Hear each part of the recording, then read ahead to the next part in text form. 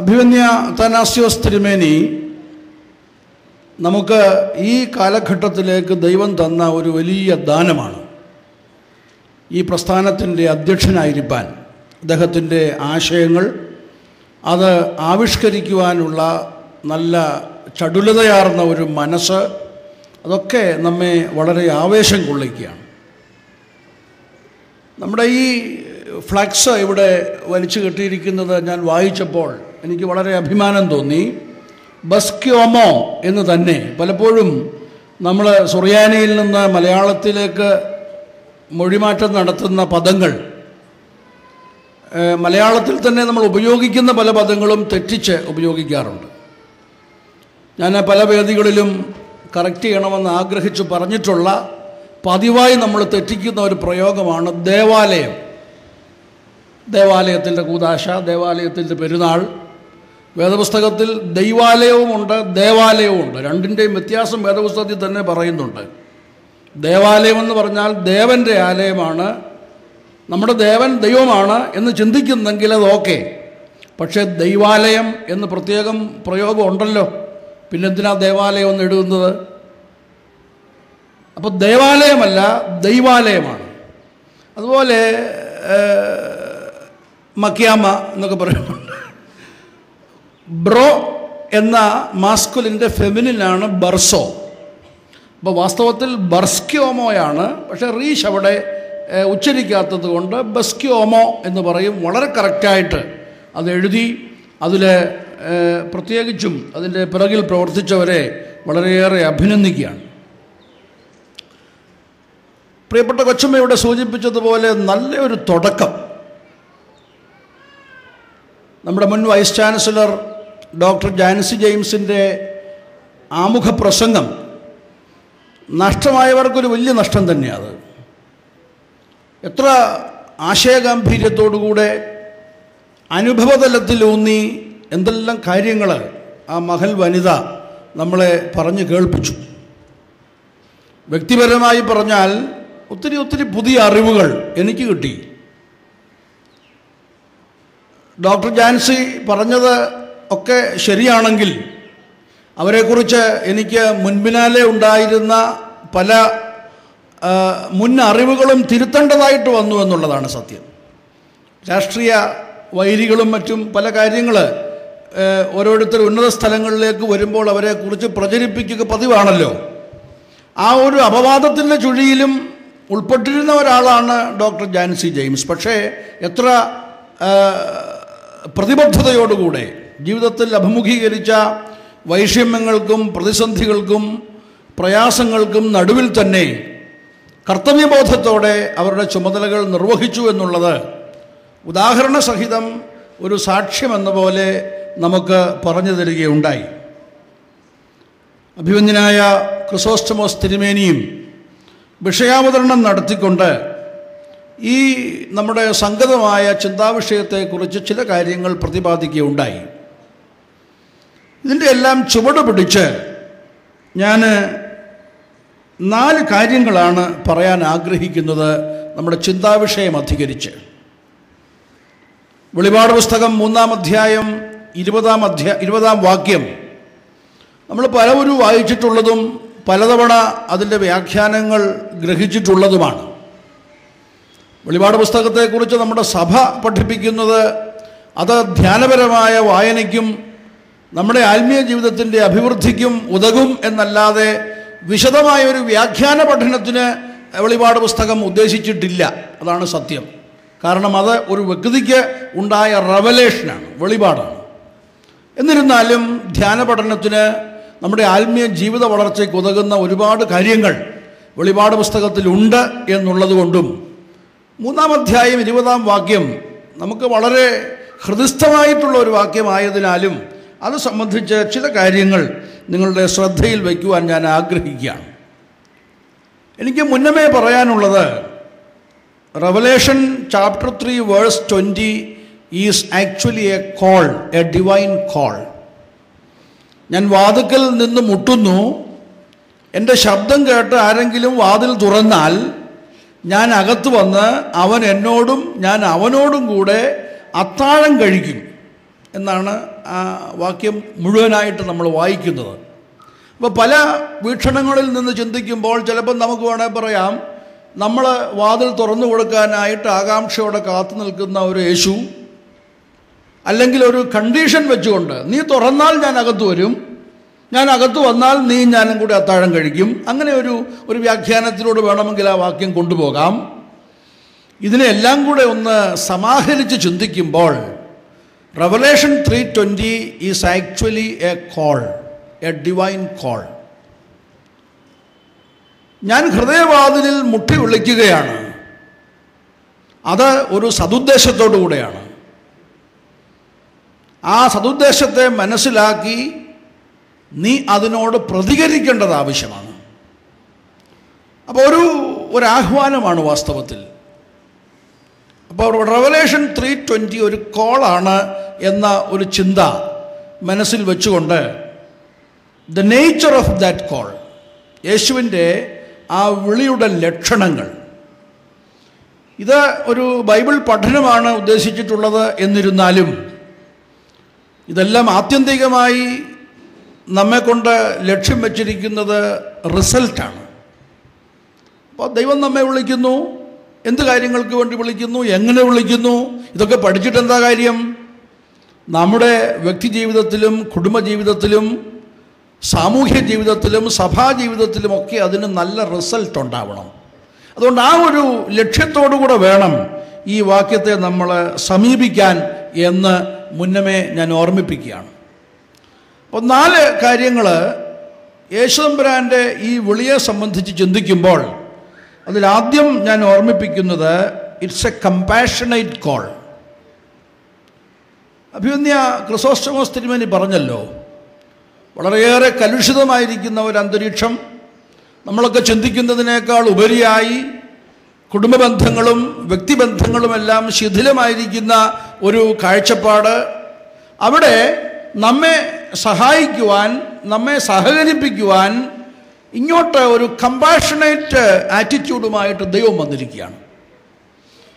വിശുദ്ധ വചനം നാം വായിക്കുമ്പോൾ ഉൽപ്പത്തി പുസ്തകം മുതൽ, വെളിപാടിലെ ഒരു വാക്യമാണ് നമ്മുടെ ഇന്നത്തെ ചിന്ത, പക്ഷേ ഉൽപ്പത്തി മുതൽ ഈ കമ്പാഷനേറ്റ് ഗ്രൗണ്ട് നമ്മൾ കാണുന്നുണ്ട്. ഒത്തിരി പ്രതീക്ഷയോടുകൂടെ ദൈവം മനുഷ്യനെ സൃഷ്ടിച്ചു എന്ന് തിരുവചനം പറയുന്നല്ലോ.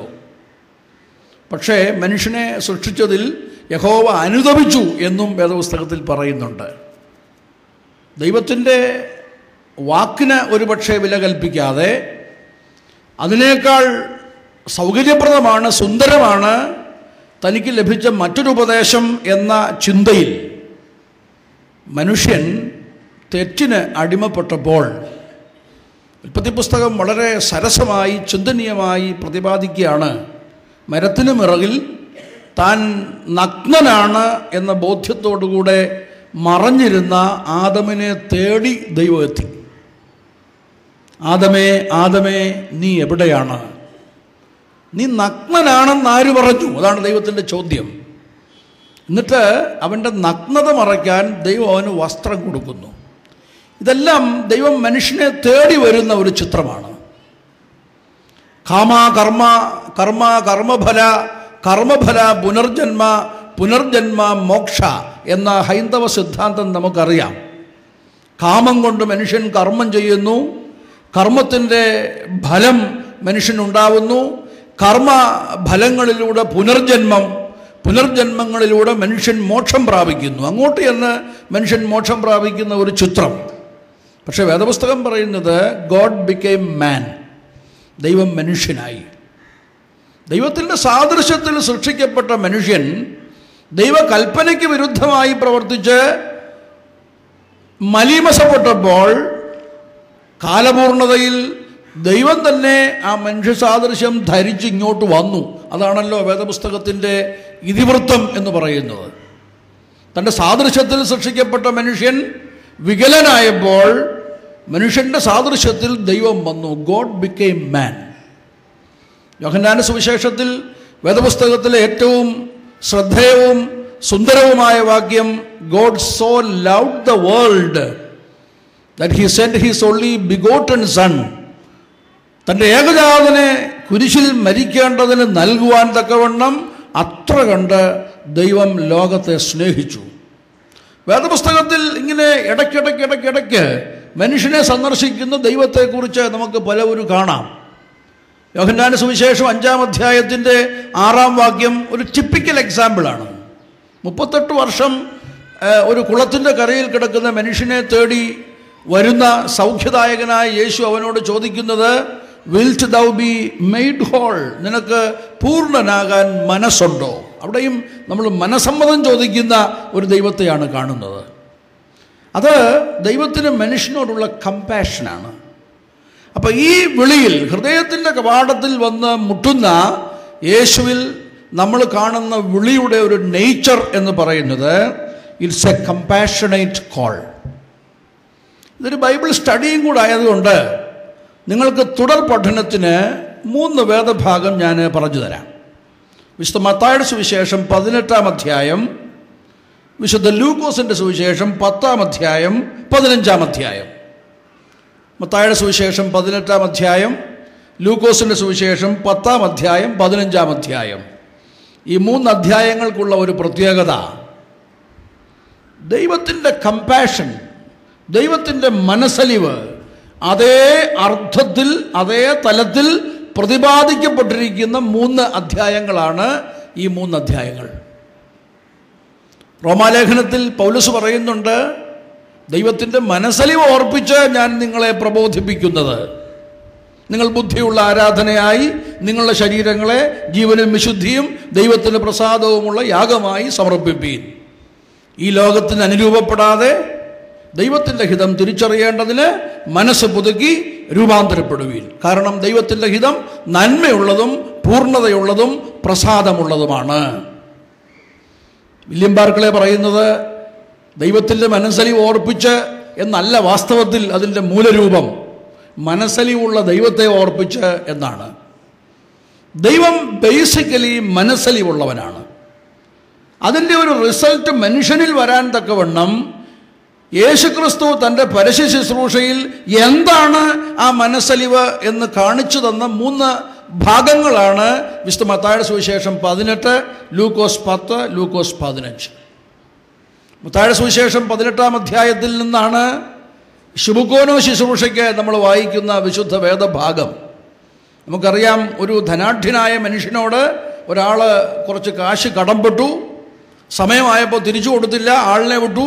അപ്പോൾ അവൻ വന്ന് റിക്വസ്റ്റ് ചെയ്തു. പക്ഷേ യജമാനൻ പറഞ്ഞു, സാധ്യമല്ല, നിൻ്റെ നിലങ്ങളും ഭാര്യയും മക്കളെയും ഒക്കെ വിറ്റേച്ച് പൈസ തരാൻ പറഞ്ഞു. അവൻ ഒത്തിരി അപേക്ഷിച്ചപ്പോൾ യജമാനൻ അവൻ്റെ കടം അവന് ഇളച്ചു കൊടുത്തു. പക്ഷെ അവന് തിരിച്ചു പോയ വഴിയിൽ ഒരു നിസാര തുക അവനോട് കടപ്പെട്ട മനുഷ്യനെ കണ്ടിട്ട് അവനെ ഹറസ് ചെയ്തു, അവൻ്റെ തൊണ്ടയ്ക്ക് പിടിച്ച് ഞെക്കിയെന്നൊക്കെയാണ് പറയുന്നത്. എന്നിട്ട് പിടിച്ചു നിർത്തി അവനോട് പൈസ വാങ്ങിച്ചു. കഥ എവിടെ തീരുന്നില്ലല്ലോ. ഇതറിഞ്ഞ് യജമാനൻ എന്ത് ചെയ്തു? ഇവനെ ആളയച്ച് വിളിപ്പിച്ചിട്ട് ആരോട് താൻ മനസ്സലിവ് കാണിച്ചോ ആ മനുഷ്യനെ വിളിക്കുന്നത് ദുഷ്ടദാസ എന്നാണ്. എന്നിട്ട് അവനോട് എന്താ പറഞ്ഞത്?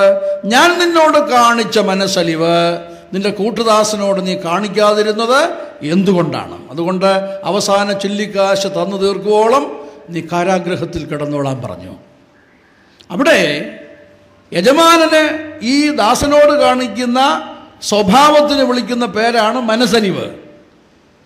ദൈവത്തിൻ്റെ കമ്പാഷനോട് ഭൗമികമായി നമുക്ക് മനസ്സിലാക്കാൻ സാധിക്കുന്ന ഒരു ഉദാഹരണം കാണിച്ചു തന്നിരിക്കുകയാണ്. അവിടെ എന്താ വിശുദ്ധ വചനം നമ്മെ പഠിപ്പിക്കുന്നത്? ഇളച്ചു കിട്ടിയ ദാസൻ അവന് ആയിരുന്ന അവസ്ഥയെ ശരിക്കും മനസ്സിലാക്കിയില്ല. അത് മനസ്സിലാക്കാതാണ് നിസാര തുക കടപ്പെട്ടവനെ പിടിച്ചു നിർത്തി പൈസ വാങ്ങിച്ചത്. അത് യജമാനന് ഇഷ്ടമല്ല. അതുകൊണ്ട് ദൈവത്തിൻ്റെ മനസ്സലിവ് നമ്മൾ കാണിക്കേണ്ട മനസ്സലിവുമായിട്ട് ബന്ധപ്പെട്ടിരിക്കുകയാണ്. നമ്മൾ നമ്മിലേക്ക് ഒന്ന് നോക്കണം. ഹു ആം ഐ എന്ന ഒരു ചിന്ത ക്രൈസ്തവ ആത്മീയ ജീവിതത്തിൽ വളരെ പ്രധാനപ്പെട്ടതാണ്. ദൈവം മനസ്സലിവുള്ളവനാണ്. പക്ഷേ ദൈവത്തിൻ്റെ മനസ്സലിവിൻ്റെ നേച്ചർ എന്താണെന്ന് നമ്മൾ മനസ്സിലാക്കുമ്പോൾ ദ റിയലൈസേഷൻ, യഥാർത്ഥമായ തിരിച്ചറിവ്. എം മുകുന്ദൻ്റെ വളരെ ശ്രദ്ധേയമായൊരു നോവലുണ്ടല്ലോ, പ്രഭാതം മുതൽ പ്രഭാതം വരെ. ചെറുപ്പക്കാരൻ ഒരാൾ വീട്ടിൽ വളരെ അപ്പനോടും അമ്മയോടും വളരെ ലോഹ്യമായി ചുറ്റുപാടുകളോട് ഇണങ്ങി വളർന്ന ഒരു ചെറുപ്പക്കാരൻ ദീർഘനാൾ ദൂരദേശത്ത് പോയി പാർത്തിട്ട് തിരിച്ചു വന്നപ്പോൾ, ചുരുക്കമായി ഞാൻ പറയുകയാണ്, എല്ലാം അവൻ അന്യമായിട്ട് തോന്നുകയാണ്. അപ്പൻ അന്യനായി, അമ്മ അന്യനായി, കഴിക്കാൻ കൊണ്ട് കൊടുത്ത കപ്പയും ചമ്മന്തി എന്താണെന്ന് തിരിച്ചറിയുന്നില്ല. അപ്പോൾ എം മുകുന്ദൻ വളരെ രസകരമായിട്ട് ആ നോവലിൻ്റെ പ്രധാന ഭാഗത്തേക്ക് വരികയാണ്. അർദ്ധരാത്രിയിൽ ഈ ചെറുപ്പക്കാരൻ എഴുന്നേറ്റ് ചോദിക്കുകയാണ്, ഹു ആം ഐ? അതാണ് കഥയുടെ ഇതിവൃത്തം. ഞാൻ ആരാണ്? ഇത് അടിസ്ഥാനപരമായിട്ട് നമുക്ക് ഓരോരുത്തർക്കും ഉണ്ടാവേണ്ട ഒരു ചോദ്യമാണ്. നമ്മളിവിടെ കൂടിയിരിക്കുന്നത് നമ്മുടെ സഭയെ സംബന്ധിച്ചിടത്തോളം, സമൂഹത്തെ സംബന്ധിച്ചിടത്തോളം അത്ര നിസാരക്കാരായ ആളുകളല്ല. മലങ്കര ഓർത്തഡോക്സ് സുറിയാനി സഭയിലെ കൊച്ചമ്മമാരെന്ന് പറയുമ്പോൾ, ഞാൻ എക്യുമെനിക്കൽ രംഗത്ത് മറ്റ് വിവിധ സഭാവിഭാഗങ്ങളിലെ അച്ഛന്മാരെയും കൊച്ചമ്മമാരെയും പരിചയപ്പെടുവാനും അവരോട് ഇടപഴകുവാനും അവസരം കിട്ടിയിട്ടുള്ള ഒരാളെന്ന നിലയിൽ പൊതുവെ പാവത്തുങ്ങളാണ്. പാവത്തുങ്ങൾ എന്ന് പറഞ്ഞാൽ നമ്മൾ ഒരു ഇടവകയിലാണെങ്കിലും നമ്മൾ അധിവസിക്കുന്ന സമൂഹത്തിലാണെങ്കിലും ഒരാത്മീയ അഹന്തയൊന്നും അധികം കാണിക്കാതെ, എന്നാൽ അച്ഛന്മാർക്ക് ആവശ്യമായ സന്ദർഭങ്ങളിൽ വേണ്ട സപ്പോർട്ടെല്ലാം കൊടുത്തുകൊണ്ട്, ഇവിടെ പരാമർശിച്ചതുപോലെ വാസ്തവത്തിൽ ഒരു വീട്ടിലെ പ്രാർത്ഥന ക്രമീകരിക്കുവാൻ മുൻകൈയെടുക്കേണ്ടത് ഒരു സ്ത്രീയാണ് എന്ന വ്യവസ്ഥ നിലനിൽക്കുമ്പോൾ, ഒരു കൊച്ചമ്മ എന്ന നിലയിൽ ആ കാര്യങ്ങളിൽ ഏറ്റവും ശ്രദ്ധ വയ്ക്കുന്ന ഒരു വിഭാഗമാണ് നമ്മുടെ സഭയിലെ കൊച്ചമ്മമാർ എന്ന് എൻ്റെ അറിവിലും അനുഭവത്തിലും പറയാൻ എനിക്ക് സാധിക്കുന്ന കാര്യമാണ്. ഒരു പക്ഷേ സമൂഹത്തിൻ്റെ മുഖ്യധാരയിലേക്ക് വന്ന് ഇടവകയിലെ ആളുകൾക്കെല്ലാം അങ്ങ് നേതൃത്വം കൊടുക്കാനായിട്ട് അവിടെ സമാജം കൂട്ടി, ഇവിടെ പ്രാർത്ഥനയോഗം കൂട്ടി, അവിടെ കൺവെൻഷൻ നടത്തി, അവിടെ കൊയർവാടി, അങ്ങനെ ഒരു ലൈനിലല്ലെങ്കിലും ദൈവമുൻപാകെ നല്ല അംഗീകരിക്കപ്പെടുന്ന ഒരു സാക്ഷ്യം ഉണ്ട് എന്നുള്ളതിന് തർക്കമൊന്നുമില്ല. എന്നാലും നമ്മളിലേക്ക് നോക്കേണ്ട അനേകം മേഖലകളുണ്ട്. ഇവിടെ ആരോ പരാമർശിച്ചല്ലോ, തിരുമേനിയാണെന്ന് എനിക്ക് തോന്നുന്നു, രോഗിയെ കണ്ടേച്ച് അച്ഛൻ വരുമ്പോൾ കൊച്ചമ്മ മോന്ത വീർപ്പിച്ചിരിക്കുക. ഈ പദം തന്നെയാണ് ഇവിടെ പ്രയോഗിച്ചത്. മുഖം വീർപ്പിച്ച് കാണിക്കുക.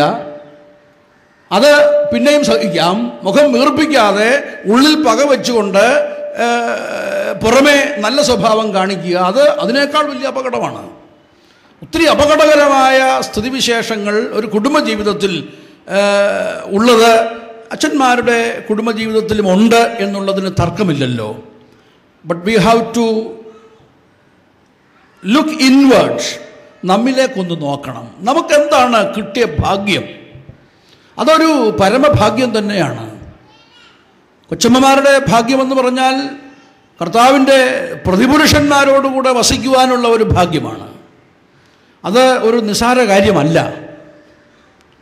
കർത്താവിൻ്റെ യാഗപീഠത്തെ വലം വയ്ക്കുവാനുള്ള ഭാഗ്യം എന്ന് പറയുന്നത് ജീവിതത്തിൽ ലഭിക്കാവുന്ന ഒരു വലിയ ഭാഗ്യമാണ്. ആ ഭാഗ്യത്തിൻ്റെ പങ്കുകാരായിട്ട് ദൈവം എന്നെയും വിളിച്ചിരിക്കുന്നു എന്നുള്ള ഒരു ചിന്ത, ആ ചിന്തയിൽ നിന്ന് നമ്മുടെ ഭാഗത്തു നിന്ന് എന്തുണ്ടാവണം എന്നുള്ള ഒരാഗ്രഹം, ഇത് രണ്ടും കൂടെ വരുമ്പോഴേ ഈ മനസ്സലിവിൻ്റെ ചിത്രം പൂർണ്ണമാകുന്നുള്ളൂ. അപ്പം ദൈവത്തിൻ്റെ ഒരു കമ്പാഷനേറ്റ് കോൾ അത് നമുക്കുണ്ട്. അതിൻ്റെ ഒന്നാമത്തെ ചിത്രമാണ് സെയിൻറ്റ് മാത്യു 18. ഞാൻ പെട്ടെന്നങ്ങ് പറയാം. ലൂക്കോസിൻ്റെ സുവിശേഷം 10-ാം അധ്യായം വളരെ പ്രധാനപ്പെട്ട ഒരു അധ്യായമാണ്. 10ഉം 12ഉം അധ്യായങ്ങൾ ഒരു പ്രത്യേകതയുള്ള 2 അധ്യായങ്ങളാണ്. 10-ാം അധ്യായത്തിൽ ഒരു മനുഷ്യൻ ഒരു ഭൗതിക ചോദ്യം ചോദിക്കുന്നു, അതിന് ഒരു ആത്മീയ ചോദ്യം ചോദിക്കുന്നു, അതിനൊരു ഭൗതിക മറുപടിയും കൊണ്ടുപോകുന്നു. 12-ാം അധ്യായത്തിൽ ഒരു ആത്മീയ ചോദ്യം ചോദിക്കുന്നു, അതിനൊരു ഭൗതിക മറുപടിയും കൊണ്ടുപോകുന്നു. എന്താണ് 10-ാം അധ്യായത്തിലെ ഇതിവൃത്തം? നിത്യജീവന് അവകാശിയാവാൻ ഞാൻ എന്തു ചെയ്യണം? Purely A spiritual question. പക്ഷെ കർത്താവ് ആ ചോദ്യത്തിന് നൽകുന്ന മറുപടി നമ്മളൊക്കെ പറയുന്നത് പോലെ the story of the good Samaritan, നല്ല ശമരിയാക്കാരൻ്റെ കഥയാണ് പറഞ്ഞു കൊടുക്കുന്നത്. അപ്പോൾ നമ്മൾ ചിന്തിക്കും അർത്ഥപ്രാണനായ വഴിപോക്കനെ ശുശ്രൂഷിക്കുക, ചികിത്സിക്കുക എന്നൊക്കെ പറയുന്നത് ആത്മീയമല്ലല്ലോ, ഭൗതികമാണല്ലോ എന്ന് ചിന്തിക്കും. എന്നാൽ 12-ാം അധ്യായത്തിൽ നേരെ എതിരാ. ഒരുത്തൻ വന്ന് കർത്താവിനോട് ചോദിക്കുന്നു, എനിക്കും എൻ്റെ സഹോദരനും തമ്മിൽ വസ്തുവിൻ്റെ തർക്കമുണ്ട്, അത് തീർക്കാൻ നീ വരണം. അപ്പോൾ കർത്താവ് അവനോട് പറഞ്ഞു കൊടുക്കുന്നത്, നീ ദൈവവിഷയമായി സമ്പന്നനാകണം. അപ്പോൾ physical answer for a spiritual question and spiritual answer for a physical question. അപ്പോൾ അതിൽ ലൂക്കോസ് 10 നമ്മൾ കാണുന്ന വളരെ പ്രധാനപ്പെട്ട ഒരു സംഭവമാണല്ലോ ശമരിയാക്കാരൻ്റെ ഉപമ കർത്താവ് പറഞ്ഞത്. വേദപുസ്തകത്തിൽ ഉപമയും യാഥാർത്ഥ്യവുമുണ്ട്. ശമരിയാക്കാരൻ്റെ ഉപമയാണ്, കാരണം അവിടെ ആരുടെയും പേര് പറയുന്നില്ല. ധനവാന്റെയും ലാസറിൻ്റെയും കാര്യം വെറും ഉപമയല്ല, സംഭവമാണ്. കാരണം ലാസറിൻ്റെ പേര് പറയുന്നുണ്ട്. വിതയ്ക്കാൻ പുറപ്പെട്ടവൻ്റേത് ഉപമയാണ്, കാരണം ഏത് കർഷകനാണ് വിതച്ചത്, ഏത് പാടത്താണ് വിതച്ചത്, എന്ത് വിത്താ വിതച്ചത് ഒന്നും പറയുന്നില്ല. അപ്പോൾ ശമരിയാക്കാരൻ്റെ ഒരു കഥ അല്ലെങ്കിൽ ഉപമ പറഞ്ഞതായിട്ട് തന്നെ നമ്മൾ കൂട്ടിക്കോ. പക്ഷെ എന്താ അവിടെ കാണുന്നത്? ഞാനതിൻ്റെ അവസാന ഭാഗത്തേക്ക് വരാം. അർത്ഥപ്രാണനായൊരു വഴിപോക്കൻ അവിടെയുണ്ട്.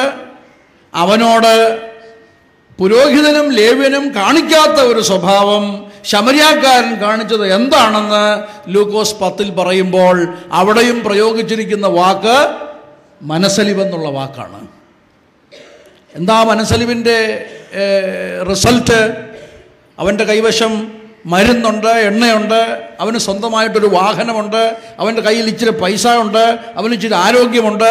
ഇതെല്ലാം മറ്റവനു വേണ്ടി, അർത്ഥപ്രാണനായ വഴിപോക്കിന് വേണ്ടി ചെലവഴിക്കുകയാണ്. ഞാൻ ഒരു വ്യാഖ്യാന കൃതിയിൽ ഇങ്ങനെ വായിച്ചു, പുരോഹിതനും ലേവ്യനും ചിന്തിച്ചത്, ഈ മരിക്കാറായ മനുഷ്യന് വേണ്ടി, ഒന്നും കയ്യിലില്ലാത്ത കള്ളന്മാരുപേക്ഷിച്ച ഈ മനുഷ്യന് വേണ്ടി ഞങ്ങൾ സമയം ചെലവഴിച്ചാൽ ഞങ്ങൾക്ക് എന്തുമാത്രം നഷ്ടം സംഭവിക്കാൻ പോകുന്നു. അവനെ ടേക്ക് കെയർ ചെയ്യണ്ടേ, അവന് ഞങ്ങൾക്ക് ഷെയർ ചെയ്യണ്ടേ, ഞങ്ങളുടെ സമയം പോകുകയല്ലേ. പക്ഷേ ശമരിയാക്കാരൻ ചിന്തിച്ചത് വേറൊരു ലൈനിലാണ്. ഞാൻ അവനു വേണ്ടി സമയം ചിലവഴിച്ചില്ലെങ്കിൽ അവന് എന്തു നഷ്ടമാണ് സംഭവിക്കുവാൻ പോകുന്നത്. അവിടെ ശമരിയാക്കാരൻ കാണിച്ച മനോഭാവത്തിനും മനസ്സലിവെന്ന് തന്നെയാണ് വേദപുസ്തകത്തിൽ പറഞ്ഞിട്ടുള്ളത്. അതിലൂടെ എന്താ നമ്മൾ കാണുന്നത്? അപരനിലേക്കുള്ള നമ്മുടെ നോട്ടമാണ്. നമ്മുടെ സമസൃഷ്ടങ്ങൾ നമുക്ക് വളരെ പ്രധാനപ്പെട്ടവർ തന്നെയാണ്. നമ്മൾ അധിവസിക്കുന്ന സമൂഹം, നമ്മൾ കൂടി നടക്കുന്ന ഇടവക, നമ്മുടെ അയൽവക്കം, ഇതെല്ലാം നമുക്ക് വളരെ പ്രധാനപ്പെട്ടതാണ്. അവരുടെ ഇല്ലവല്ലായ്മകൾ നമ്മളെ ബാധിക്കുന്നു എന്നുള്ള ഒരു തിരിച്ചറിവ് നിർബന്ധമായും നമുക്കുണ്ടാവണം. അതുണ്ടാവേണ്ട ഏറ്റവും പ്രധാനപ്പെട്ട വ്യക്തികളാണല്ലോ പുരോഹിതന്മാർ. ഞാൻ പലപ്പോഴും എൻ്റെ മനസ്സിൽ തോന്നിയിട്ടുള്ള, ഞാൻ നിഷ്കളങ്കമായിട്ട് പറയുകയാണ്, എൻ്റെ മനസ്സിൽ തോന്നിയിട്ടുള്ള ഒരാശയമാണ്, നമ്മുടെ സഭയിലെ അച്ഛന്മാർക്ക് മാത്രമല്ല, അച്ഛന്മാർക്ക് പൊതുവെ ഒരു മാനേജ്മെൻറ്റ് കോഴ്സ് അത്യാവശ്യമുണ്ട്. ഞാൻ എൻ്റെ 30 വർഷത്തെ വൈദിക ജീവിതം കൊണ്ട് മനസ്സിലാക്കിയ ഒരു സത്യം പറയുകയാണ്. ഒരു മാനേജ്മെൻറ്റ് കോഴ്സ്.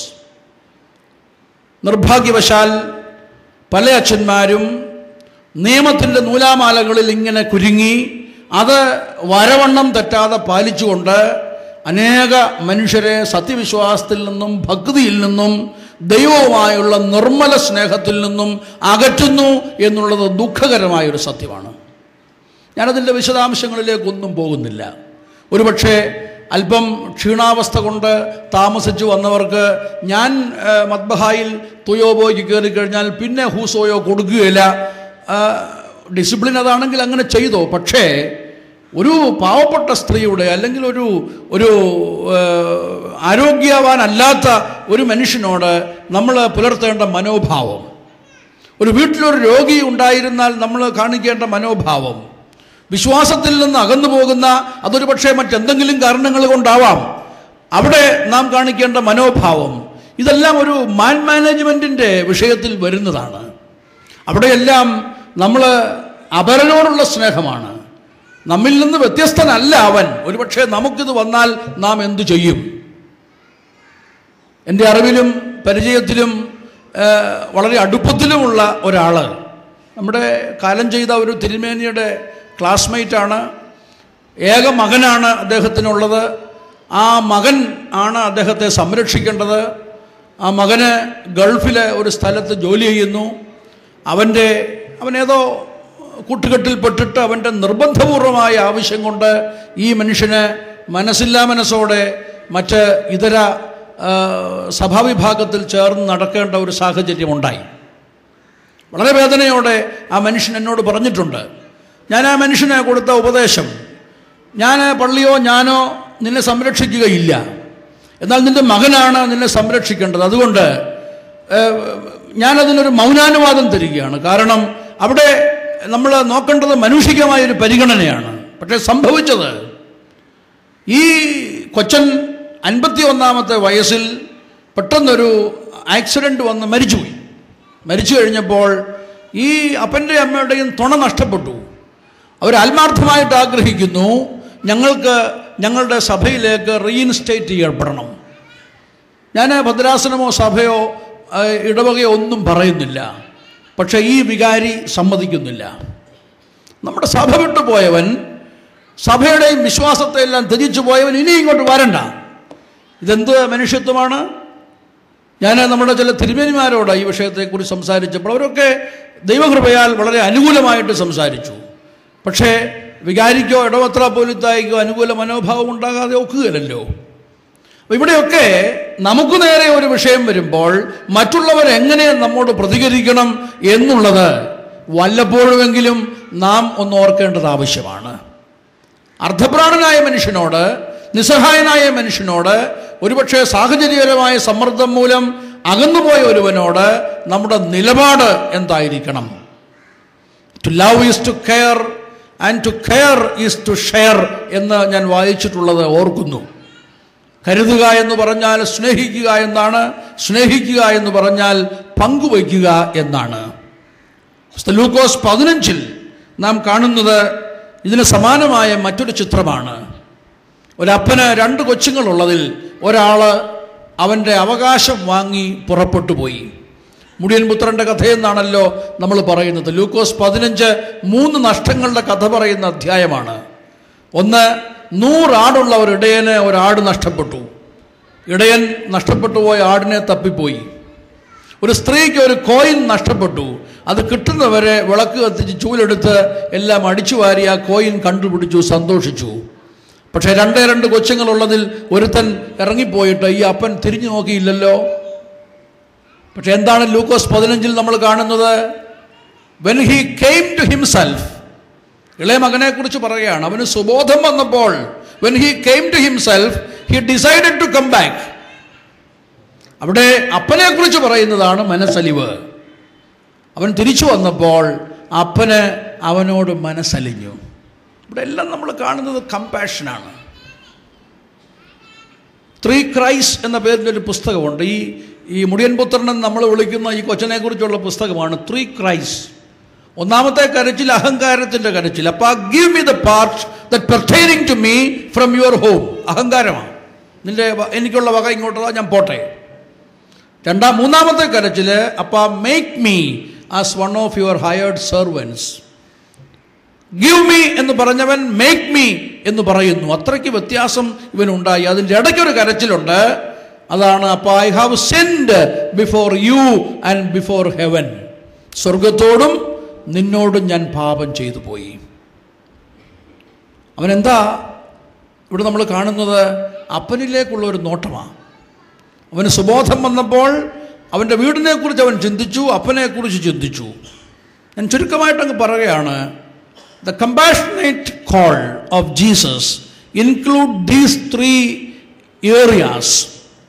നമ്മിലേക്കുള്ള ഒരു നോട്ടം, അപരനിലേക്കുള്ള ഒരു നോട്ടം, അപ്പനിലേക്കുള്ള ഒരു നോട്ടം. ഇന്ന് നേപ്പാളിൽ തുടർചലനങ്ങൾ ഉണ്ടാകുന്നു.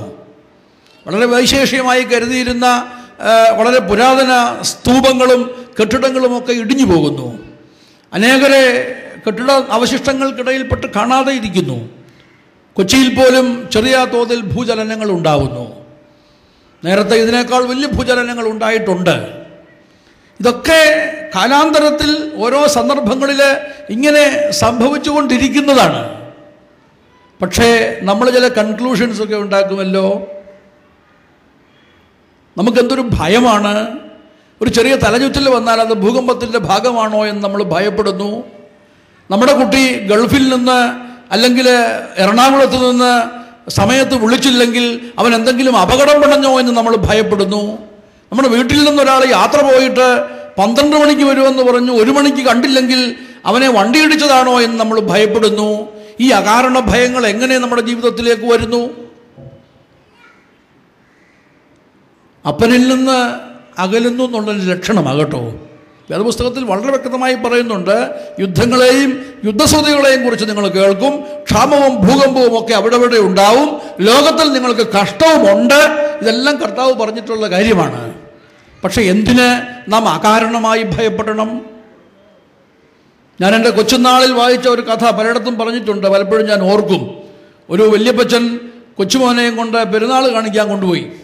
വടക്കാണ്. അപ്പോൾ പെരുന്നാളിന് കൊണ്ടുപോയ വഴിയിൽ ബലൂൺകാരന് മുട്ടായിക്കാരന് ഇവിടൊക്കെ നിന്ന് കൊച്ചുമോൻ വഴക്കുണ്ടാക്കി. പക്ഷേ ധൃതി പിടിപ്പിച്ചാൽ കൊണ്ടുപോയി. പള്ളിപ്പറമ്പിൽ ചെന്നപ്പോൾ വലിയ ആൾക്കൂട്ടം, കച്ചവടക്കാർ, ഗജവീരന്മാർ, ചെണ്ടമേളം, ഇതെല്ലാം കണ്ട ഈ മോനിങ്ങനെ സന്തോഷിച്ച് നടക്കുകയാണ്. അപ്പൻ്റെ കയ്യിൽ നിന്ന് പിടിവിട്ടുപോയി. ഇവൻ ഒറ്റയ്ക്ക് മാറി നിന്ന് കരയാൻ തുടങ്ങി. ആൾക്കാരൊക്കെ വന്നിട്ട് ഇവന് ബലൂണും മുട്ടായും ഒക്കെ കൊടുത്ത് നോക്കി, കരച്ചിൽ നിർത്തുമോ. പക്ഷേ അവനിതെല്ലാം തട്ടിക്കളഞ്ഞു. ഒരുത്തം വന്ന് ചോദിച്ചു, മോനെ നിനക്ക് എന്തു വേണം? അവൻ പറഞ്ഞു, എനിക്ക് എൻ്റെ അപ്പനെ കാണണം. എൻ്റെ അപ്പൻ്റെ കയ്യെ പിടിച്ചിരുന്നപ്പോൾ ഈ ആനയെ കൊണ്ട് എനിക്ക് പേടിയില്ലായിരുന്നു, ഈ ചെണ്ടമേളം കേൾക്കുമ്പോൾ എനിക്ക് പേടിയില്ലായിരുന്നു, വെടിപടക്കങ്ങൾ കേൾക്കുമ്പോൾ എനിക്ക് പേടിയില്ലായിരുന്നു. പക്ഷേ ഇപ്പോൾ ഇതെല്ലാം എന്നെ പേടിപ്പിക്കുകയാണ്. ദൈവത്തിൽ ആശ്രയം വയ്ക്കുന്ന, അപ്പനിലേക്ക് തിരിയുന്ന ഒരു മനോഭാവം, ഇതെല്ലാം ദൈവത്തിൻ്റെ ആ കമ്പാഷനേറ്റ് ഗ്രൗണ്ടിലുള്ള കോളിലുണ്ട് എന്ന് നാം മനസ്സിലാക്കിയിരിക്കേണ്ടത് ആവശ്യമാണ്. രണ്ടാമത് ഒരു വാക്ക് ഞാൻ പറയുന്നത്, nature of the call, indiscriminative call. അവിടെ വേർതിരിവൊന്നുമില്ല. നിങ്ങൾ ആ വാക്യം ഒന്ന് ശ്രദ്ധിച്ച് ചിന്തിച്ച് നോക്കിയേ. ഞാൻ വാതിൽക്കൽ നിന്ന് മുട്ടുന്നു, ആരെങ്കിലും. അകത്താരാണെന്നൊന്നും വിഷയമല്ല. സ്ത്രീയാണോ പുരുഷനാണോ, അല്ലെങ്കിൽ ക്രൈസ്തവനാണോ അക്രൈസ്തവനാണോ, കുട്ടിയാണോ പ്രായമുള്ളവനാണോ, നത്തിങ്. ആരെങ്കിലും എൻ്റെ ശബ്ദം കേട്ട് വാതിൽ തുറന്നാൽ. വാത്സല്യമുള്ളവരെ, നമ്മുടെ വേദപുസ്തകത്തിൽ യേശുക്രിസ്തുവിൻ്റെ ജനന സമയത്തെ സംഭവങ്ങളെക്കുറിച്ച് നമ്മൾ വായിക്കുമ്പോൾ അത്യുന്നതങ്ങളിൽ ദൈവത്തിന് മഹത്വം, ഭൂമിയിൽ ദൈവപ്രസാദമുള്ള മനുഷ്യർക്ക് സമാധാനം എന്ന് നമ്മൾ വായിക്കുന്നുണ്ട്. അത് ചിലർ തിരുത്തി സന്മനസ്സുള്ളവർക്ക് സമാധാനമെന്ന് വായിക്കും. ഇത് രണ്ടും തെറ്റാണ് എന്ന് പറയുന്നതിൽ നിങ്ങൾ എന്നോട് ക്ഷമിക്കണം. അതിലെ സുറിയാനി നമുക്കൊക്കെ അറിയാമല്ലോ. തെശുബുഹത്തോ ലാലോഹോ ബമറൗമേ അൽ അറവോ ശ്ലോമോ ഷൈനോ സബറോ തോബോ ലബ്നൈനോഷോ. അവിടെ സന്മനസ്സുള്ളവരെന്നോ ദൈവപ്രസാദമുള്ളവരെന്നോ പറഞ്ഞിട്ടില്ല. That is the root. എല്ലാവർക്കും അല്ലേ സാർവലൗകികമായ രക്ഷാപദ്ധതിയുടെ ഉറവിടമാണ് ക്രിസ്തു എന്നുള്ളത് നമ്മൾ തിരിച്ചറിയണം. വൃദ്ധനായ ശിമയോൻ യേശുകുഞ്ഞിനെ കയ്യിലെടുത്തിട്ട് അതല്ലേ പ്രവചന രൂപത്തിൽ പറഞ്ഞത്, ജാതികൾക്കും രാജാക്കന്മാർക്കും മുമ്പിലൊക്കെ നീ ഒരുക്കിയിരിക്കുന്ന നിന്റെ രക്ഷയെ എൻ്റെ കണ്ണ് കണ്ടുവല്ലോ. അതുകൊണ്ട് യേശുക്രിസ്തുവിൻ്റെ ജനനം സന്മനസ്സുള്ളവർക്ക് മാത്രമോ ദൈവപ്രസാദമുള്ളവർക്ക് മാത്രമോ ക്രൈസ്തവന് മാത്രമോ അല്ല സമാധാനം കൊടുത്തത്. പിന്നെ ആർക്കാണ്? To the whole universe. അതാണ് റോമാലേഖനത്തിൽ പൗലോസ് പറയുന്നത്, നമ്മളിരിക്കുന്ന കസേരയും നമ്മൾ ചവിട്ടുന്ന ഈ കയറ്റുപായും നമുക്ക് കാറ്റ് തരുന്ന ഈ ഫാനും നമ്മുടെ വീട്ടിലെ പക്ഷിമൃഗാദികളും വൃക്ഷലതാദികളും എല്ലാം ഈറ്റുനോവോടെ ഞരങ്ങിക്കൊണ്ടിരിക്കുകയാണ്. സൃഷ്ടി മുഴുവൻ, ദ ഹോൾ ക്രിയേഷൻ, ദൈവപുത്രൻ്റെ വെളിപാടിനെ ആകാംക്ഷയോടെ കാത്തിരിക്കുകയാണ്. ഇത് മനസ്സിലാക്കുവാൻ നമുക്ക്, ഞാൻ വലിയ തിരുമേനി, നമ്മുടെ ഒസ്താത്യോസ് തിരുമേനി ഞങ്ങളെ സെമിനാരിയിൽ ചുരുക്കമായി ക്ലാസ് എടുത്തിട്ടുണ്ട്. തിരുമേനി അന്ന് പഠിപ്പിച്ച ചില കാര്യങ്ങൾ എപ്പോഴും എൻ്റെ മനസ്സിൽ വരും. തിരുമേനി അന്ന് പഠിപ്പിച്ച ഒരു കാര്യമാണ് എക്ലീഷ്യൽ ലോയും ഡിവൈൻ ലോയും തമ്മിലുള്ള വ്യത്യാസം. എക്ലീഷ്യ എന്ന് പറഞ്ഞാൽ സഭ എന്നാണ്. The difference between ecclesial law and divine law. അത് പറഞ്ഞു മനസ്സിലാക്കാൻ തിരുമേനി ഒരു കഥയൊക്കെ അന്ന് പറയുമായിരുന്നു. ഒരു സ്ത്രീയുമായിട്ട് ഭർത്താവ് വഴക്കുണ്ടാക്കി, വെറും സ്ത്രീയുമായിട്ടല്ല, ഭാര്യയുമായിട്ട്.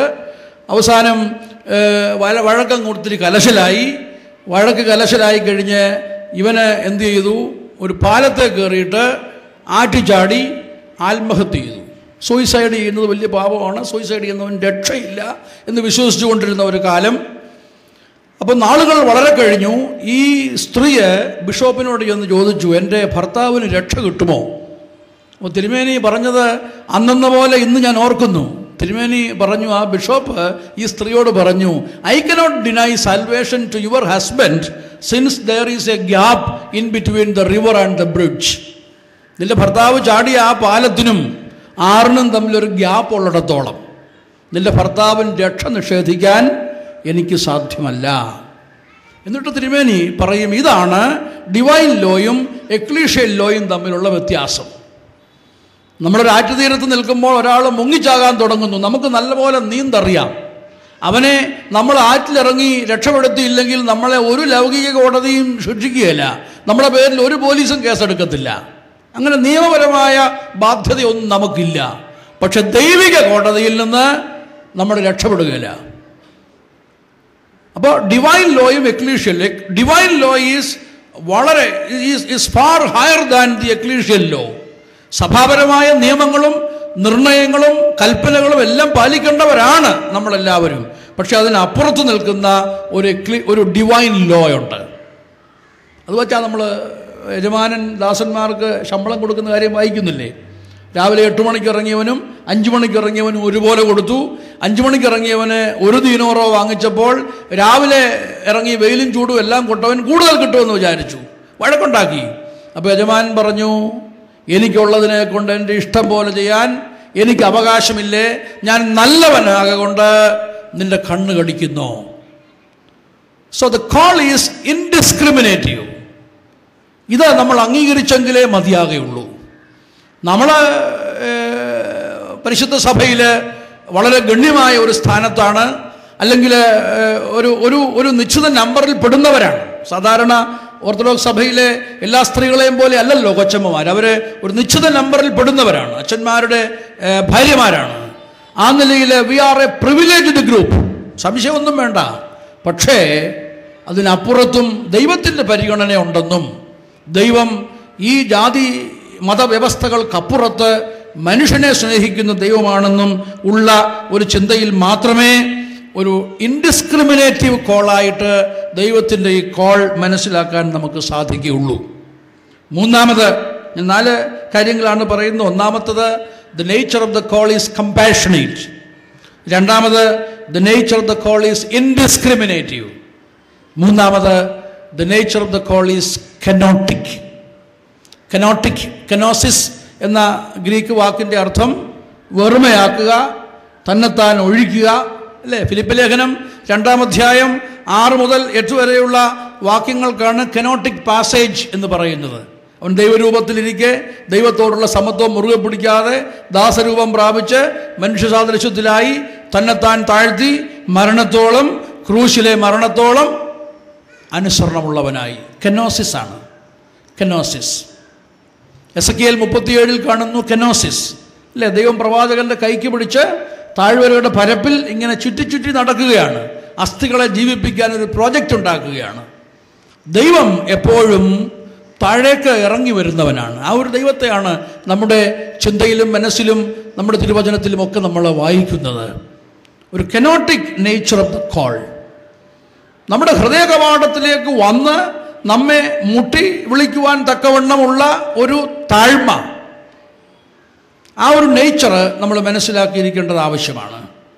എന്തിന് ദൈവം അത്രമാത്രം താഴ്മ ധരിച്ചു?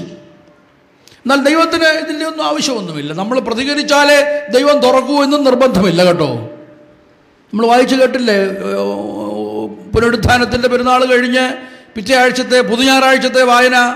അവിടെ പ്രത്യേകം പറയുന്നുണ്ട്, ശിഷ്യന്മാർ ഭയചകിതരായി മുറിക്കകത്തിരുന്നു, കതകുകൾ ബന്ധിച്ചിരിക്കേ യേശു അവരുടെ നടുവിൽ വന്നു നിന്നു. അവരുടെ പെർമിഷനൊന്നും ചോദിച്ചില്ല, കഥകിൽ വന്ന് മുട്ടാനൊന്നും പോയില്ല. കർത്താവ് പുനരുത്ഥാന ശരീരത്തിൻ്റെ ലക്ഷണം കാണിക്കാൻ അങ്ങനെ ചെയ്തതെന്നും പറയുന്നവരുണ്ട്. ഒരു പക്ഷേ ശരിയായിരിക്കാം. The resurrected body needs no time, no space. അതിന് കതക് തുറക്കേണ്ട കാര്യമൊന്നുമില്ല. കർത്താവ് പരസ്യ ശുശ്രൂഷയിൽ ഒരിക്കലും അങ്ങനെ ചെയ്തിട്ടില്ലല്ലോ. അടച്ചിരുന്ന കതക് തുറക്കാതെ അകത്ത് വന്നിട്ടില്ല. അങ്ങനെയുള്ള ചെപ്പടി വേലയൊന്നും കാണിച്ചില്ലല്ലോ. പക്ഷേ ഉദ്ധിതനായ കർത്താവ് കതക് തുറക്കാതെ അകത്ത് വന്നു. അവിടെ റിസറക്റ്റഡ് ബോഡിയുടെ നേച്ചർ കാണിക്കാനാണ് കർത്താവ് ചെയ്തതെന്ന് ഒരു ഒരു ഒരു ഒരു ബ്രാഞ്ച് ഓഫ് സ്റ്റഡി ഉണ്ട്. പോകട്ടെ, അതല്ല നമ്മുടെ വിഷയം. പക്ഷെ ദൈവം താഴേക്ക് വരികയാണ്, കെനോസിസ് ആണ്. അപ്പോൾ ഇത് നമ്മിൽ ചില ചിന്തകൾ ഉണ്ടാക്കണം. ഈ ചിന്തകളെല്ലാം നമ്മിൽ ചില കാര്യങ്ങൾ തരണം. ദൈവം കമ്പാഷനേറ്റ് ആയെങ്കിൽ നമ്മുടെ കമ്പാഷൻ ഏത് പരിധി വരെ? ദൈവം ഇൻഡിസ്ക്രിമിനേറ്റീവ് ആണെങ്കിൽ നമ്മുടെ കാഴ്ചപ്പാട് എങ്ങനെ? ദൈവം കെനോട്ടിക് ആണെങ്കിൽ നമ്മുടെ മനോഭാവം എങ്ങനെ? നമുക്ക് എന്തുമാത്രം താഴേക്ക് ചെല്ലാം? ഭാഗ്യവശാൽ നമ്മുടെ കൊച്ചമ്മമാരാരും സപ്രപഞ്ചത്തിൽ പീഠത്തിൽ കയറിയിരിക്കുന്നവരല്ല. അവരെത്രയും താഴേക്ക് വരാൻ സന്നദ്ധതയുള്ളവരും എളിമയുള്ളവരുമാണ് ഞാൻ മനസ്സിലാക്കിയിടത്തോളം. എന്നാൽ മറ്റ് പല സഭകളിലും അങ്ങനെ അല്ല എന്നുള്ളത് വ്യക്തമായിട്ട് എനിക്കറിയാം. അങ്ങനെ ആയിരിക്കാൻ അച്ഛന്മാരവരെക്കുറിച്ച് ആഗ്രഹിക്കുന്നുമില്ല. പക്ഷെ ഇവിടെ ഒരു കെനോസിസിൻ്റെ നേച്ചർ എത്രമാത്രം നമുക്ക് സ്വായത്തമാക്കാൻ സാധിക്കും എന്നുള്ളതൊരു ചോദ്യമാണ്. സമയം എത്തിപ്പെട്ടതുകൊണ്ട് ഞാൻ നാലാമത്തെ ഒരു ചിന്തയോട് പറഞ്ഞ് അവസാനിപ്പിക്കാം. നിങ്ങൾ തുടർ ചിന്തകൾ ഇതേക്കുറിച്ച് നടത്തണം. നാലാമത് ഞാൻ പറയുന്നത് ഇറ്റ്സ് എ പ്രോമിസിങ് കോൾ. എന്താണ് ഇവിടെ നമ്മൾ വായിക്കുന്നത്? ഞാൻ അകത്ത് വരും, അവൻ എന്നോടും ഞാൻ അവനോടും കൂടെ അത്താഴം കഴിക്കും. വലിയ പ്രോമിസാണ്. It's a promising call. ഒരു എസ്കറ്റോളജിക്കൽ വ്യൂ ആണ്. ഒരു യുഗാന്ത്യ സംബന്ധിയായ കാര്യമാണ്. കർത്താവ് ദൈവരാജ്യത്തെക്കുറിച്ചും സ്വർഗരാജ്യത്തെക്കുറിച്ചും ഒക്കെ പ്രസംഗിച്ചപ്പോഴെല്ലാം 3 ഡയമെൻഷനിലാണ് പറഞ്ഞത്. At the same time past, present and future. The kingdom of God is already but not yet. അത് വന്നു കഴിഞ്ഞു. ദൈവരാജ്യം നിങ്ങളുടെ ഇടയിൽ തന്നെ ഉണ്ട്. ദൈവരാജ്യത്തിൽ നിങ്ങൾ പന്തിക്കിരിക്കും. വലിയ പ്രതീക്ഷയാണ്, വലിയ എക്സ്പെക്റ്റേഷനാണ്. അതുകൊണ്ടാണ് ഞാൻ പറഞ്ഞത് the call of Jesus is A promising call. അത് കർത്താവ് തൻ്റെ പരസ്യ ശുശ്രൂഷയിൽ ഉടനീളം കാണിച്ചു തന്നിട്ടുണ്ട്. അതൊരു വലിയ ടാക്ടീസാണ്. നമ്മൾ മറ്റുള്ളവരുമായിട്ട് ബന്ധപ്പെടുമ്പോൾ നമുക്കറിയാം മനുഷ്യൻ പല നേച്ചറാണ്. ചിലരോട് സംസാരിച്ചാൽ നമ്മുടെ ആയുസ് തന്നെ അറിയാതെ കുറഞ്ഞു പോകും. ആ കൂട്ടർ ഒന്നും പോസിറ്റീവായിട്ട് പറയുകയില്ല. നിന്നെ കൊണ്ട് ഇതൊന്നും സാധിക്കുന്ന കാര്യമല്ല, അതൊക്കെ ചെയ്യാൻ വേറെ ആണുങ്ങളും പെണ്ണുങ്ങളും വേറെ ഉണ്ട്, നിനക്ക് വേറെ ജോലിയൊന്നുമില്ലയോ എന്നൊക്കെ പറഞ്ഞ് ആകെ നിരുത്സാഹപ്പെടുത്തുന്ന ഒരു വിഭാഗമുണ്ട്. അവരോട് അറിയാതെ പോലും നമ്മൾ സംസാരിച്ചു പോകരുത്, നമ്മുടെ ആയുസ് കുറയും. എന്നാൽ ചിലരുണ്ട് നമ്മളെ ഇങ്ങനെ മോട്ടിവേറ്റ് ചെയ്യും. നമ്മളെത്ര നിരാശയിൽ ചെന്നാലും, അച്ഛനെക്കുറിച്ച് എത്ര പ്രയാസങ്ങൾ പറഞ്ഞാലും അച്ഛനും മനുഷ്യനല്ലേ എന്നൊക്കെ പറഞ്ഞ് നമ്മളെ ആശ്വസിപ്പിക്കുന്ന കൊച്ചമ്മമാർ വേറെ ഇല്ലേ? ഇല്ലേ?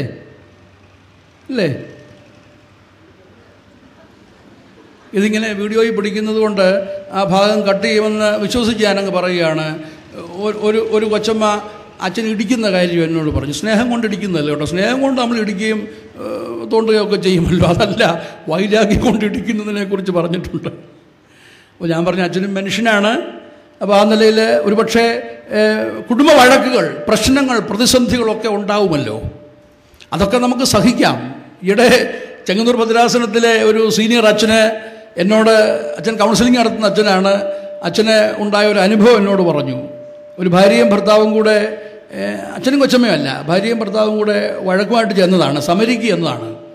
വഴക്കിൻ്റെ കാര്യം തുടക്കം വളരെ നിസ്സാരമാണ്. രാവിലെ പുട്ട് പുഴുങ്ങി, പുട്ട് പഴമിട്ടിളക്കാൻ പൊടിച്ചപ്പോൾ ഒരു തലമുടി കിട്ടി, നീളമുള്ള തലമുടി. അപ്പോൾ ഭയങ്കരമായിട്ട് ദേഷ്യപ്പെട്ടു. ആ ദേഷ്യം അങ്ങ് ഒത്തിരി വഷളായി. അവസാനം അത് കൈവപ്പിൽ വരെ ചെന്ന് നിന്നു. കൈവപ്പെന്ന് പറഞ്ഞാൽ പട്ടം കൂടെയല്ല, നമ്മുടെ പല വീടുകളിലും ഇന്ന് കാണുന്ന കൈവപ്പിൽ വരെ ചെന്ന് നിന്നു. ഇവർ തമ്മിൽ മിണ്ടാതായി, ഭയങ്കര വഴക്കായി, വിഷയമായി. വീട്ടുകാരറിഞ്ഞു. ഒരു കുഞ്ഞുണ്ട്, അതുകൊണ്ട് ഭാര്യ വീട്ടുകാരിടപെട്ട് ഇവരെ രണ്ടുപേരെയും കൂടെ അച്ഛൻ്റെ അടുത്ത് കൊണ്ടുവന്നതാണ്. അപ്പോൾ അച്ഛന് ഇവരെ രണ്ടുപേരെയും വഴക്ക് പറഞ്ഞു. ഈ ഭർത്താവിനോട് പറഞ്ഞു, ഒരു മുടി പുട്ടിനകത്ത് കിടന്നെന്ന് പറഞ്ഞ് ഇത്രയും അവളെ പറയേണ്ട കാര്യമൊന്നുമില്ലായിരുന്നല്ലോ. അവളോട് പറഞ്ഞു, ഭർത്താവൊന്ന് വഴക്ക് പറഞ്ഞെന്ന് വിചാരിച്ച് അതിൻ്റെ തുമ്പത്ത് കയറി പിടിച്ചത് കുളമാക്കേണ്ട കാര്യം നിനക്കുമില്ലായിരുന്നല്ലോ. അപ്പോൾ ഈ ഭാര്യ ഈ അച്ഛനോട് പറയുകയാണ്, അച്ഛാ അത്രയൊക്കെ ആയിരുന്നു ഞാനങ്ങ് സഹിച്ചേനെ. അപ്പോൾ അവളുടെ പൂർവ്വകഥകൾ ഇച്ചിരി വിവരിച്ചു. ആ പൂർവ്വകഥയിൽ വളരെ പ്രധാനപ്പെട്ടത് അവളുടെ സങ്കടം. അച്ഛാ, ഈ മനുഷ്യനും ഞാനും ഒന്നിച്ച് കോളേജിൽ പഠിച്ചതാണ്. ഈ മനുഷ്യൻ എത്രയോ തവണ എന്നോട് പറഞ്ഞിട്ടുണ്ട്, ചക്കര വർത്തമാനം, നിൻ്റെ മുടി പോലെ മനോഹരമായ ഒരു മുടി ഈ ലോകത്തിൽ ഞാൻ ആർക്കും കണ്ടിട്ടില്ല. അച്ഛനറിയാമോ, ഈ മനുഷ്യൻ എൻ്റെ മുടി വാങ്ങിച്ച പുസ്തകത്തിൽ വെച്ച് നടന്നുകൊണ്ടിട്ടുള്ളതാണ്. ഓർത്ത് നോക്കിയോ ആർക്കൊക്കെ മുടി കൊടുത്തിട്ടുണ്ട്, ആരെല്ലാം വെച്ചുകൊണ്ട് നടന്നിട്ടുണ്ടെന്നൊക്കെ വേണേ ഒന്ന് ഓർക്കാം. അപ്പോൾ ഈ സ്ത്രീയുടെ പരാതി അതല്ല. ഇത്രമാത്രം എൻ്റെ മുടി ഭംഗിയുള്ളതും സ്നേഹിക്കത്തക്കതുമാണെന്ന് പറഞ്ഞ് പൂജിച്ചുകൊണ്ട് നടന്ന മനുഷ്യൻ 1.5 കൊല്ലം കഴിഞ്ഞപ്പോൾ ഈ മനുഷ്യൻ എന്താ പറ്റിയത്?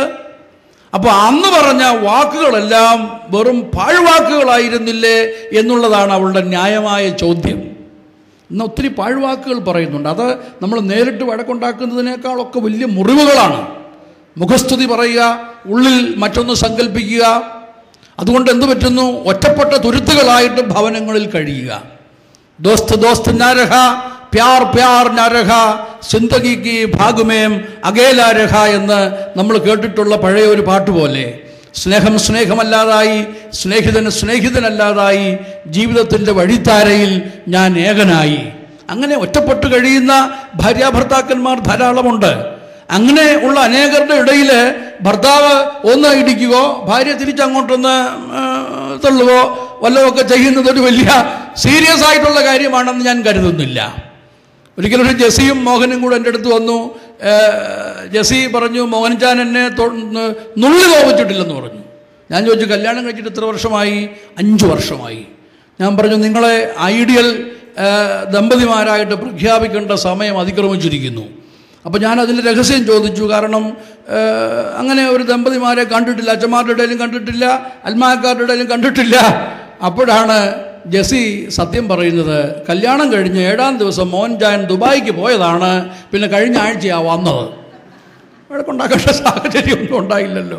ഭാര്യ ഭർത്താക്കന്മാർ തമ്മിൽ വഴക്കുണ്ടാകാതിരിക്കണമെങ്കിൽ കല്യാണം കഴിഞ്ഞ് ഒരാഴ്ച കഴിഞ്ഞ് ഭർത്താവ് ദുബായിക്ക് പോകേണ്ട ഒരവസ്ഥയാണ് ഇന്ന് നിലനിൽക്കുന്നത്. അപ്പം അങ്ങനെയുള്ള സന്ദർഭത്തിൽ ഇങ്ങനെയുള്ള വഴക്കുകളും വക്കാണങ്ങളും ഒരു വലിയ വിഷയമായിട്ട് നമ്മൾ കരുതരുത്. അവിടെ നമുക്ക് പ്രത്യാശ ഉണ്ടാവണം, പ്രതീക്ഷ ഉണ്ടാവണം. അവിടെ നമ്മൾ നിരാശപ്പെടരുത്. ശിഷ്യന്മാരോട് കർത്താവ് പറഞ്ഞല്ലോ, നിങ്ങൾ രാത്രി മുഴുവൻ അധ്വാനിച്ച് ഒന്നും കിട്ടിയില്ല, സാരമില്ല, പടകിൻ്റെ വലത്തുഭാഗത്ത് വീശ്. സത്യത്തിൽ എന്തോ ഒരു അബദ്ധമാണ് പറഞ്ഞത്. അവരാ രാത്രി മുഴുവൻ വലത്തും ഇടത്തും എല്ലാം വീശിയതല്ലേ? അല്ലെങ്കിൽ തന്നെ ഒരു കടലിൽ കിടക്കുന്ന പടകിൻ്റെ വലത്തുഭാഗം എന്ന് പറയുന്നത് റിലേറ്റീവ് അല്ലേ? കിഴക്ക് പടിഞ്ഞാറ് കിടക്കുകയാണെങ്കിൽ വടക്ക് തെക്കായിരിക്കും, വലത്തുഭാഗം തെക്കായിരിക്കും. തെക്ക് വടക്ക് കിടക്കുകയാണെങ്കിൽ വലത്തുഭാഗം കിഴക്കായിരിക്കും. പിന്നെ എന്തായി വലത്ത് വീശുക എന്ന് പറഞ്ഞാൽ? ഞാൻ മനസ്സിലാക്കുന്നത് കർത്താവ് അവർക്ക് വലിയൊരു പ്രോമിസം കൊടുക്കുകയാണ്, വലിയൊരു പോസിറ്റീവ് സ്ട്രോക്ക് കൊടുക്കുകയാണ്. ഇന്ന് ഈ പെന്തക്കോസ്തുകാരൊക്കെ ചെയ്യുന്നത് ഈ പണിയാണ്. ശ്വാസം വലിച്ചെടുക്കുന്നതിൻ്റെ അടുത്ത് നിന്ന് നീ ഇപ്പം ജീവിക്കുമെന്ന് പറയും. ചിലപ്പോൾ ഇത് കേട്ടവൻ കണ്ണങ്ങ് തുറക്കും. കാരണം മനുഷ്യന് അവനിൽ തന്നെ ഒരു ഹീലിംഗ് മെക്കാനിസം ഉണ്ടെന്നുള്ളത് ഡോക്ടർമാർ തന്നെ പറയാറുണ്ടല്ലോ. നമുക്കൊരു തലവേദന വന്നാൽ, നിനക്ക് തലവേദനയൊന്നുമില്ല, നിൻ്റെ ഒരു തോന്നലാണ് എന്ന് നമ്മളോട് തന്നെ ഒരു കമാൻഡ് കൊടുത്താൽ ആ തലവേദന പോകും അല്ലേ? തെങ്ങക്കയറ്റം അറിയാൻ വയ്യാത്തവന് ഗേറ്റ് തുറന്ന് കയറുമ്പോൾ പട്ടി അഴിച്ചു വിട്ടാൽ മതി, മുറ്റത്ത് തെങ്ങുണ്ടല്ലോ അതേ കയറുമെന്ന് പറയുന്ന പോലെ ഉള്ളൂ. തെങ്ങുകയറ്റം പഠിക്കണമെങ്കിൽ പട്ടിയുള്ള വീട്ടിൽ പട്ടി അഴിച്ചു വിട്ടിരിക്കുമ്പോൾ മുറ്റത്ത് തെങ്ങ് വേണം. നമ്മൾ അന്നേരം നമുക്കൊരു ധൈര്യം കിട്ടും, നമ്മൾ തെങ്ങ കയറിയിരിക്കും എന്ന് പറഞ്ഞ പോലെ കർത്താവ് പറഞ്ഞു, നീ പടകിൻ്റെ വലത്ത് ഭാഗത്ത് വീശ്. അപ്പോൾ വഞ്ചി അങ്ങോട്ട് നിറഞ്ഞു. ഒരു വലിയ പോസിറ്റീവ് സ്ട്രോക്കാണ്, വലിയ പ്രോമിസാണ് അല്ലേ? അതുപോലെ 5 ആക്കിയവരോട് കർത്താവ് പറഞ്ഞത്, നല്ലവനും വിശ്വസ്തനുമായ ദാസ, നീ അല്പത്തിൽ വിശ്വസ്തനായിരുന്നു, ഞാൻ നിന്നെ അധികത്തിന് വിചാരകനാക്കും. നിന്റെ യജമാനൻ്റെ സന്തോഷത്തിലേക്ക് പ്രവേശിക്കുക. പ്രൈസ്, പ്രൊമോഷൻ, പ്രിവിലേജ് എല്ലാം കർത്താവ് എപ്പോഴും ഈ ഒരു പോസിറ്റീവ് സ്ട്രോക്ക് കൊടുത്ത ആളാണ്. അതുകൊണ്ട് ഇവിടെയും നമ്മൾ കാണുന്നത് എ പ്രോമിസിങ് കോൾ, അൻ എസ്കറ്റോളജിക്കൽ വ്യൂ. ഞാൻ അകത്തു വരും, ഞാൻ നിന്നോടും നീ എന്നോടും കൂടി അത്താഴം കഴിക്കും. അതിനോളം അനുഗ്രഹകരമായ ഒരു കാര്യം വേറെ ഉണ്ടോ? ഞാൻ ചുരുക്കട്ടെ.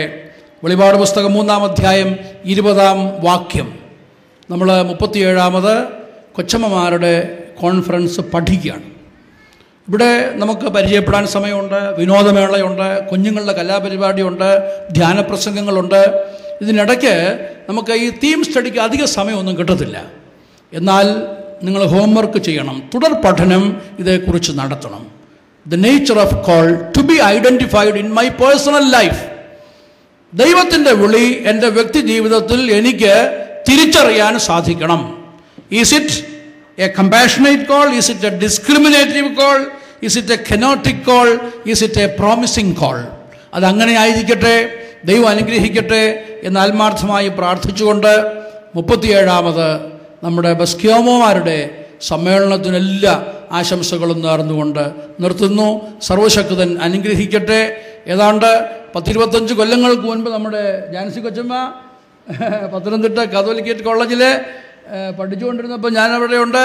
കൊച്ചമ്മ ഞാനിന്ന് പറയുമായിരുന്നു, എന്ത് ഭംഗിയായിട്ട്, എന്ത് കൃത്യമായിട്ട് സ്വാഗത പ്രസംഗം, എത്ര അനുഗ്രഹിക്കപ്പെട്ട നേതൃത്വം. ഇത് കൂടുതൽ ശക്തിപ്പെട്ടു വരട്ടെ എന്ന് പ്രാർത്ഥിച്ചുകൊണ്ട് എൻ്റെ വാക്ക് ചുരുക്കുന്നു. നമ്മുടെ ഉച്ചയ്ക്ക് മുമ്പുള്ള സെഷൻ അവസാനിക്കുകയാണ്. ഈ കഴിഞ്ഞ ഏതാണ്ട് 1-1.25 മണിക്കൂർ ചിന്താവിഷയത്തെ ആസ്പദമാക്കി വളരെ അനുഗ്രഹകരമായി പ്രഭാഷണം നടത്തിയ ആദരണീയനായ കുര്യൻ ഡാനിയേൽ അച്ഛനോട് ഒരു വാക്കിൽ നന്ദി പറയാൻ ആഗ്രഹിക്കുകയാണ്. നമുക്കറിയാം, ഒരു പരിചയപ്പെടുത്തലിൻ്റെ ആവശ്യം ഇല്ലാത്ത ആളായതുകൊണ്ടാണ് സ്വാഗത പ്രസംഗത്തിന് തന്നെ സമയം നമ്മൾ എടുക്കാഞ്ഞത്. കാരണം ഏവർക്കും പരിചിതനായ ആദരണീയനായ കുര്യൻ ഡാനിയേൽ അച്ഛൻ, പക്ഷേ ഞാൻ ഇവിടെ നിന്ന് ഓർക്കുന്നത്, എൻ്റെയൊക്കെ ഒരു വളർച്ചയുടെ പുറകിൽ അച്ഛൻ്റെയൊക്കെ ഒരു കൈത്താങ്ങൽ ഉണ്ടായിരുന്നു. ഞാനൊക്കെ കോളേജിൽ പഠിക്കുന്ന സമയത്ത് ഞാനിപ്പോഴും ഓർക്കുന്നു, ആദ്യമായി ഷെമാശനായി കോളേജിലേക്ക് പഠിപ്പിക്കാൻ വരുന്ന ആ ഒരു രംഗം ഏതാണ്ട് 30 വർഷങ്ങൾക്ക് മുൻപ്. ഇന്ന് പത്തനംതിട്ട കാതോലിക്കറ്റ് കോളേജിൻ്റെ ഏറ്റവും പ്രഗത്ഭനായ, പ്രത്യേകിച്ച് സിറിക് ഡിപ്പാർട്ട്മെൻറ്റിൻ്റെ ഹെഡായി കഴിഞ്ഞ 30 വർഷങ്ങളായി കാതോലിക്കറ്റ് കോളേജിൽ, നമുക്കറിയാം കാതോലിക്കറ്റ് കോളേജിൽ ചെന്ന പണ്ട് ജോർജ് മാത്യു അച്ഛനും ഇപ്പോൾ കുര്യൻ ഡാനിയേൽ അച്ഛനൊക്കെ ഉണ്ടെങ്കിലും ക്രിസ്ത്യൻസ് തന്നെ കുറഞ്ഞുകൊണ്ടിരിക്കുന്ന ഒരു കാലം ആ കോളേജിൽ ചെന്ന. പണ്ട് നമ്മുടെയൊക്കെ ഏത് ഡിപ്പാർട്ട്മെൻറ്റിൽ ചെന്നാലും നമ്മുടെ ആളുകൾ മാത്രം, പ്രത്യേകിച്ച് ഓർത്തഡോക്സുകാർ മാത്രം ഉണ്ടായിരുന്ന ഒരു സാഹചര്യത്തിൽ ഇന്ന് ഞാൻ ഈ അടുത്ത ഇടെ ഒരു ഡിപ്പാർട്ട്മെൻറ്റിലേക്ക് ചെന്നപ്പോൾ ഒരൊറ്റ ക്രിസ്ത്യൻ അധ്യാപകർ പോലും ഇല്ലാത്ത ഡിപ്പാർട്ട്മെൻറ്റുകളും ഇന്ന് നമ്മുടെ കോളേജിലുണ്ട് എന്ന് നമ്മൾ സാന്ദർഭികമായി ഓർപ്പിച്ചു എന്ന് മാത്രം. നമ്മളൊക്കെ അറിയേണ്ട ഒരു കാര്യമാണ്, നമ്മുടെയൊക്കെ കുഞ്ഞുങ്ങളെ പരിശീലിപ്പിക്കേണ്ട ഒരു കാര്യം എന്നുള്ളത് കൊണ്ട് ഓർപ്പിച്ചു എന്ന് മാത്രം. പ്രഗത്ഭമായി കോളേജിൽ പ്രത്യേകിച്ച് MGOCS-ഉം പ്രത്യേകിച്ച് പത്തനംതിട്ട കാതോലിക്കറ്റ് കോളേജിനെ സംബന്ധിച്ച് സെൻറ്റ് ബേസിൽ അസോസിയേഷൻ, ഇതിലൊക്കെ കൂടി ഞങ്ങൾക്ക് വേണ്ട നേതൃത്വമൊക്കെ നൽകിയിരുന്ന ആദരണീയനായ കുര്യൻ ഡാനിയേൽ അച്ഛൻ ഇന്ന് ഈ ദിവസം ഇവിടെ കടന്നു വന്ന് നമുക്ക് ആവശ്യമായ പ്രബോധനം നൽകി വളരെ ആദരപൂർവ്വം ബസ്ക്യോമ അസോസിയേഷൻ്റെ പേരിൽ, പ്രത്യേകിച്ച് നിരണം ഭദ്രാസനത്തിലെ ഒരംഗമെന്ന നിലയിൽ അച്ഛൻ കൂടി തരുന്ന സഹായങ്ങൾ കൊണ്ടാണ് നമ്മളിവിടെ ഈ പരിപാടി നടത്തുന്നത് എന്നുള്ളത് കൊണ്ടുകൂടി നന്ദി പ്രത്യേകമായി അറിയിക്കുന്നു.